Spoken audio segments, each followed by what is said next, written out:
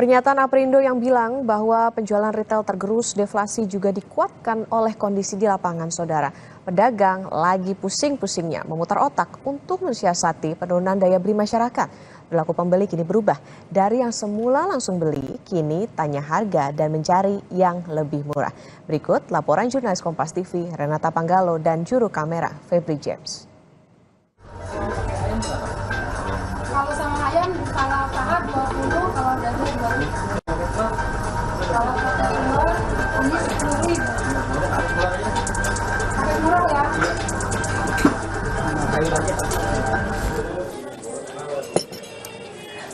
Niatnya beli ayam goreng di warteg biar murah. Ternyata bukan saya aja. Pelanggan setelah saya juga nggak jadi nih beli ayam. Sepertinya daya beli masyarakat akhir-akhir ini lagi nggak baik-baik aja.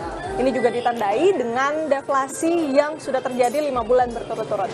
Kalau kondisinya gini terus, gimana ya dampaknya ke omset penjual? Benarkah ada perubahan pola perilaku konsumen yang jadi mikir 2 kali sebelum membeli barang? Salmiati, seorang pedagang makanan di Palmerah, Jakarta Barat, mengaku omsetnya turun dalam 3 bulan terakhir. Semula, Salmiati bisa mengumpulkan omset hingga 8 juta per hari, namun kini turun hingga 50% jadi 4 juta rupiah saja per hari. Salmiati bilang saat akan makan, kini pembeli mayoritas memilih menu yang lebih murah, seperti paket makanan dengan rentang harga Rp10.000 hingga Rp12.000. Iya, kadang-kadang mereka tuh paling beli nasi rames, nasi paket gitu 10.000 gitu. Kebanyakannya gitu anak-anak, ibu beli paket 10.000. Kita kan itu aja seikhlas kita ya mau dikasih apa gitu. Kadang-kadang kalau dapat orderan tuh ibu minta paket 12.000 atau bungkus gitu berapa puluh bungkus gitu. Kalau dulu mah 35 nasi ayam dibayar, sop iga berapa dibayar. Sekarang kayaknya menurun banget. Tidak hanya Salmiati, Deva, pedagang pakaian di Pasar Tanah Abang, juga mengaku omsetnya turun sejak bulan Agustus. Dalam kondisi normal, toko yang diurus Deva bisa meraup omset 2 hingga 3 juta rupiah per hari. Namun sejak Agustus, omset tokonya turun drastis jadi hanya 700.000 hingga 1 juta rupiah per hari. Deva bilang, tokonya sering dihampiri calon pembeli, namun tidak sedikit yang pergi tanpa membeli setelah mendengar harga yang diberikan. Yah, nanya doang, beli kagak. Itulah situasi yang sering ditemui Deva. Nanya gitu mau ini berapa gitu, pas udah dengar harga dia udah pergi.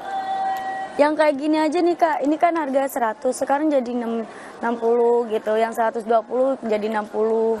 Itu udah diturunin banget, tapi tetap aja orangnya minta dikurangin lagi. Selektif saat akan mengeluarkan uang. Itulah yang diakui salah satu pembeli yakni Nur Hikmah saat belanja di Pasar Tanah Abang. Pasca pandemi COVID-19, Nur Hikmah lebih selektif saat belanja. Nur Hikmah mengaku menahan pengeluaran dan lebih banyak menabung karena khawatir dengan kondisi ekonomi. Tapi ibu akhir-akhir ini ada pengeluaran yang di rem-rem juga nggak? Ada.